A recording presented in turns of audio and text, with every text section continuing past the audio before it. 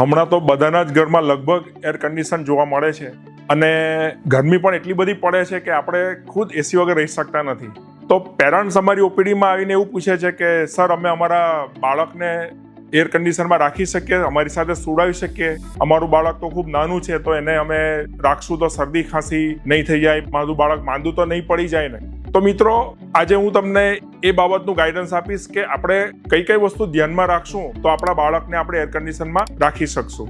પહેલું તો એ કે તમારે એર કન્ડિશનનું ટેમ્પરેચર જે છે તે બરાબર 24 થી 26 ડિગ્રી વચ્ચે સેટ કરવું જોઈએ. એને વધારે પડતું ઓછું કે વધારે પ્રમાણમાં રાખવું નહીં જોઈએ. બીજું કે એર કન્ડિશનનું જે ફિલ્ટર છે એને નિયમિત સર્વિસ કરાવો, જેથી કરીને અંદર ઘરની અંદર કે રૂમની અંદર વાયરસ કે બેક્ટેરિયાનું કોન્ટામિનેશન નહીં થાય. બાળકને મોઇશ્ચરાઇઝિંગ ક્રીમ લગાડો અને પછી તમે એર કન્ડિશન રાખો, જેથી કરીને એની ચામડી ડ્રાય નહીં થઈ જાય. વચ્ચે વચ્ચે એર કન્ડિશન જે રૂમ છે એની અંદર ફ્રેશ એર આવતી રહે એવું પણ પ્રયોજન તમે કરો. બાળકને પુષ્કળ ફ્લુઇડ પણ તમે આપો, જેથી હાઇડ્રેશનનું મેન્ટેન રહે. એટલું નહીં, પરંતુ જ્યારે બાળક લાગે તમને કે ધ્રુજે છે અથવા વધારે ઠંડી લાગે છે તો ટેમ્પરેચર એનું વધારી દો.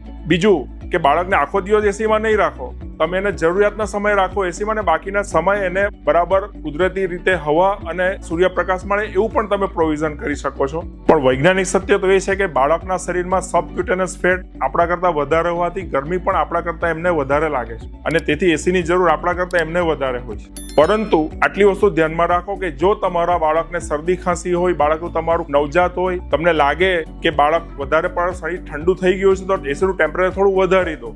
તો આટલા મુદ્દા ધ્યાનમાં રાખશો, તમારું બાળક એર કન્ડિશનમાં સારી રીતે કોઈ પણ તકલીફ વગર સૂઈ શકશે અને એને કોઈ પ્રોબ્લેમ થશે નહીં. Thank you.